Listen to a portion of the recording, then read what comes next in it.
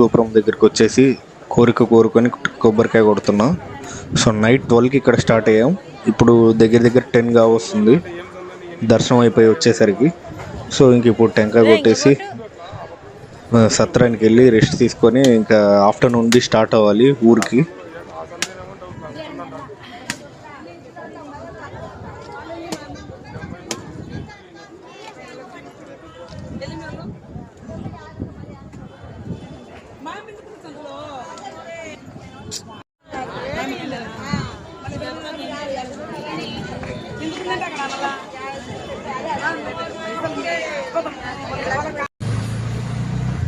So ఇంకా మా సత్రానికి వెళ్ళిపోతున్నాం.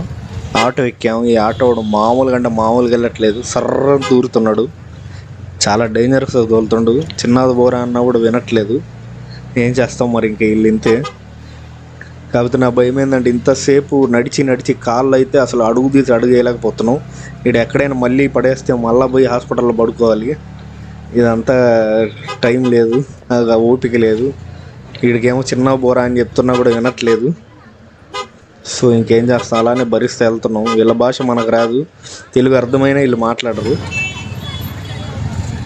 సో ఇక్కడ ట్రాఫిక్ అయింది. ఈ డ్రైవర్ మొత్తం సర్రం తిప్పుతున్నాడు. వాడు చెప్తున్నా వినట్లేదు. ఫైనల్లీ నువ్వు మమ్మల్ని దింపాక నువ్వు ప్రో రైడరు అంటే అసలు వాడి దగ్గర నుండి ఒక ఎక్స్ప్రెషన్ కూడా లేదు. ఏంటో మరి వీళ్ళు ఇలా తయారయ్యారు. పర్లా సేఫ్గా చేరిస్తే చాలు. సో దగ్గరికి వచ్చేసాం. ఇంకా సత్రానికి వెళ్ళి పడుకొని కొంతసేపు రెస్ట్ తీసుకొని, టిఫిన్ కూడా చేయలేదు, ఇంకా ఆకలి కూడా లేదు అసలు నైట్ నుండి. సో లైట్గా తినేసి అలా పడుకొని ఇంకా ఆఫ్టర్నూన్ స్టార్ట్ అయిపోవాలి. మళ్ళీ ఊరికి వెళ్ళేసరికి 1 అయిద్దేమో మా ఊరికి. ఇక్కడ నుండి 9 hours జర్నీ. సో ఇంకా దగ్గరికి వచ్చేసాం. సరే, సో ఫైనల్లీ ఇది నా అరుణాచలం ప్రయాణం, గిరి ప్రదక్షిణ సంగతులు. సో ఇలాంటి మరిన్ని సంగతులతో మళ్ళీ కలుసుకుంటాను మిమ్మల్ని.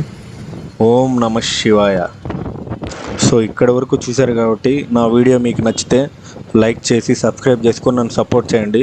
సో దట్ నాకు ఇంకా మంచి వీడియోస్ చేయడానికి మోటివేషన్ వస్తుంది. So do like, share and subscribe my YouTube channel guys. Bye guys, see you in the next vlog. Until then, watch my previous videos.